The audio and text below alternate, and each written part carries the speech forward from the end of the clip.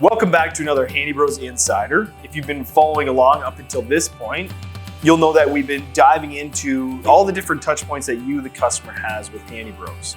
We've dived into each division, which would be sales, marketing, dispatch. Just last month, we started diving into the admin role, which starts with finance. And today we're kind of diving into the team lead role. We realized early on that, when we're trying to do everything, we implement some change, some improvement that will help increase our customer service. We input it into this team, and then we put all our focus on this team over here, and then what we train them doesn't last. We kind of just stumbled into it where, we need somebody strong there to really hold the things that we put in place. We need strong people leading the team. They are there to hold the line and to hold the team accountable for the changes that we've made. And without that, you'll do what most people do. You run around like a chicken with your head cut off. You implement a change here, you go to put out a fire here, and by the time you get back here, they've returned to the way they were prior to your teaching.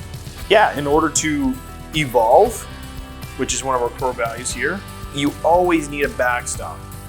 So you push forward in evolution, but you always need something to hold the line. And what's holding the line is really the team leads that are watching the team and holding them accountable to our standard.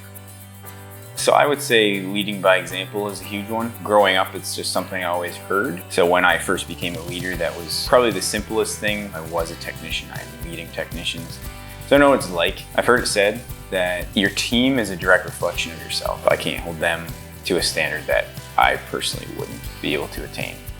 I have an open door policy. They know that they can come to me, talk to me, give me their ideas. I'm here to evolve with them as much as they're here to evolve with us. I might have one idea, but they may have a better idea. So let's work together and let's evolve together. I think that's the key, actually. Open door policy, hands down.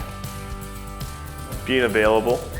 One of your floor managers or even one of your employees, they need you for something. Who knows what it is? And being available is the best ability is availability. And I agree, answering the phone right away or calling someone back like 4 seconds after, it puts trust that they know that you're always there for them one way or another. I've always been you would never ask someone to do something you're not willing to do yourself. So anything I've ever asked any of those guys, I would do right beside them. I've never really seen myself as a leader. It's an odd thing for me to take the position, right? Because, my whole career here, I never saw myself in a sort of leadership position. If there's any problems, I'm pretty good at solving problems with the guys, right? So if things aren't working right, can't quite figure out how to get this to work the way it is. Pretty good at solving that with the guys. They are all experts, they're all skilled tradesmen. I guess at the end of the day, and what I try to do is just support the guys the best that I can. What I am confident with is the trade. So I guess that's where I kind of find what I need to lead the team. You have to be a strong personality, no nonsense. You need to always smile. You have to be a very positive person. You have to be very organized. You have to be able to multitask because you never complete a task before the next phone is ringing.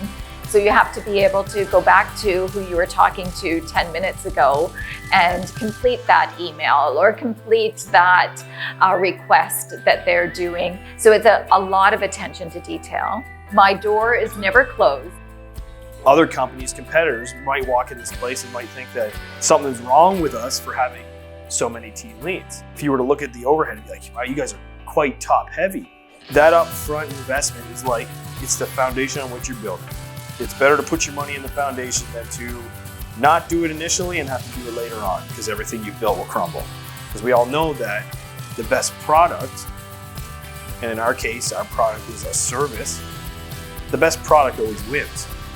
And so if we're able to give the very best product through our people, nobody will be able to keep up.